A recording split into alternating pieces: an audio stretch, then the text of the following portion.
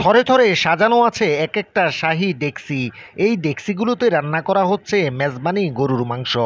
পর্যায়ক্রমে 4টি ডেকসি করে আলাদাভাবে রান্না চলছে এই অনুষ্ঠানে। একদিকে থালায় মাংস দিচ্ছে, অন্যদিকে পরিবেশন করা হচ্ছে পরোটা, আর ভোজন রসিকরা মজা করে খাচ্ছে।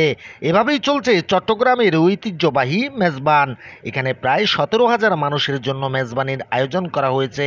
দূর থেকে দেখে মনে হবে যেন রাজকীয় মেহমানদারির ব্যাপার সেপার। আব্দুল হাকিম বাবুচির সিনিয়র ম্যাট, এখানে 15,000 মানুষের লোকসংখ্যার মেজবানি গোশ পরোটা চলতেছে। কালকে দুপুর 12টার থেকে কাজ শুরু আমাদের। তবে অবশ্য প্রতি বছরই চট্টগ্রামবাসীর জন্য এমন আয়োজন করে থাকে খসরু পরিবার। বিশেষ করে বিএনপির স্থায়ী কমিটির সদস্য আমির খসরু মাহমুদ চৌধুরী প্রতি বছর বিএনপি নেতাকর্মীদের জন্য ঈদ উপলক্ষে এমন আয়োজন করেন। এবার বিএনপি নেতাকর্মী ছাড়াও অন্যান্যদের এই মেজবানির স্বাদ নিতে দেখা গেছে। নগরের বিভিন্ন প্রান্ত থেকে এসে পরোটা দিয়ে জমিয়ে মেজবানি গরুর মাংসের স্বাদ নিয়েছেন আগত অতিথিরা। ঈদের দ্বিতীয় দিনে সকলের জন্য উন্মুক্ত ছিল এই অনুষ্ঠান। নগরের মেহেদীবাগে আমির খসরু মাহমুদ চৌধুরীর বাসভবনে সকাল 11টা থেকে শুরু হয়ে বিকাল 4টা পর্যন্ত চলে এই আয়োজন।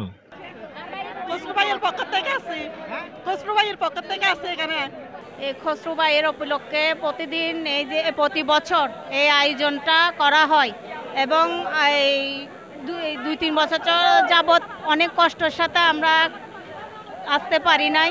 এই বছর অনেক আনন্দ লাগতেছে, আমাদের এখানে এসে উজ্জীবিত লাগতেছে, খুব ভালো লাগতেছে। আমরা আমির খসরু মাহমুদ চৌধুরীর বাসায় আসলাম মেহেদীবাগ।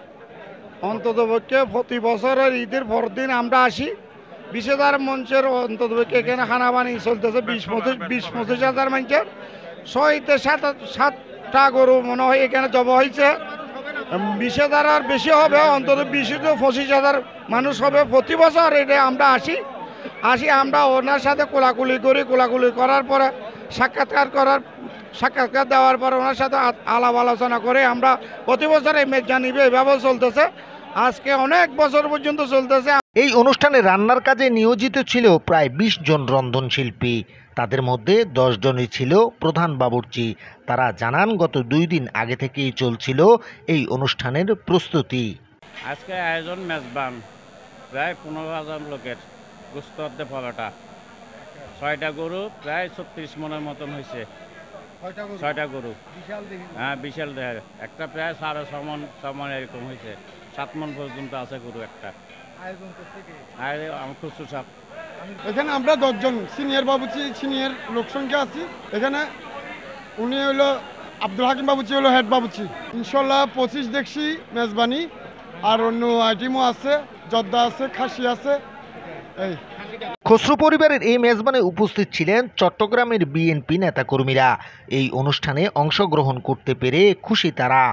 সম্পর্কে আমরা সবাই আসছি একত্রে আনন্দ মিলনায়তনে দেখা করার জন্য, এই আর কি। মেজবান সম্বন্ধে এইটা একজনের প্রতি আন্তরিকতা শুভেচ্ছা জানাবার জন্য, ঈদের শুভেচ্ছা। খালেদা জিয়ার পক্ষ থেকে সবাইকে ঈদ মোবারকের শুভেচ্ছা জানাচ্ছি। 15 নম্বর বাকময়না ওয়ার্ডের সভানেত্রী খসরু ভাইয়ের ওখানে আসছি, প্রতি বছর হয়। খসরু ভাইয়ের এখানে খাবার আয়োজন হয়েছে। আমার মেয়েগুলি কর্মী করে নিয়ে আমি আসছি খাইতে, প্রতি বছরে খাই। গরুর মেজবানি হচ্ছে, খানা হচ্ছে গোশ পরোটা। এই যে যাতে প্রতি বছর এইভাবে হয় আশা করে রাখতেছি।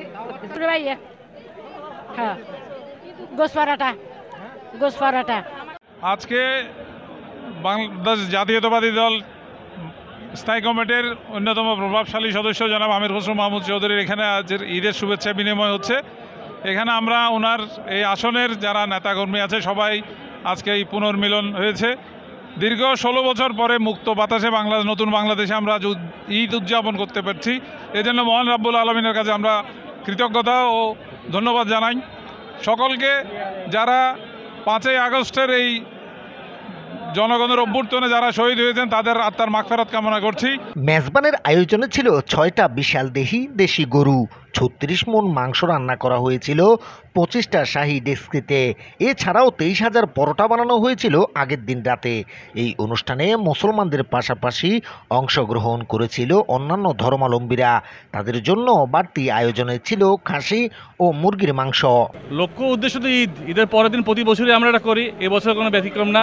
কিন্তু এবছর অবশ্যই রাজনৈতিক যে অবস্থা আছে এটা বিগত 15 বছরের তুলনায় অনেক বেশি উন্মুক্ত, এবং আমাদের নেতাকর্মী দেখছেন সবাই কিন্তু মানে সকাল থেকে আসছেন কিন্তু, এবং প্রচুর আমাদের এখানে মানুষের সমাগম হয়েছে। সবার মধ্যে একটা উৎফুল্লতা কাজ করছে, আনন্দ কাজ করছে, এবং গত 15 বছরের বিপরীতে আজকে কিন্তু সবাই দেখবেন মানসিক চাপমুক্ত সবাই। আজকে বহু বছর পরে বাংলাদেশের মানুষ মুক্ত পরিবেশে তাদের ঈদ উৎসব মুখর ভাবে পালন করতে, যেটা আমরা সারা জীবন অভ্যস্ত, যেটা বিগত দিনগুলো আমরা করতে পারিনি। নিপীড়ন, নির্যাতন, স্বৈর শাসকের নির্যাতিত অবস্থানে আমাদের সাধারণ মানুষ খুশি মনে যে ঈদের খুশির কথা আমরা বলি সেটা পালন করতে পারেনি। আজকে আপনি দেখতে পাচ্ছেন সকলের মধ্যে যে উচ্ছ্বাস, যে আনন্দ, যে উৎসবমুখর পরিবেশ, যে আমরা গণতন্ত্রের স্বাদ পাচ্ছি।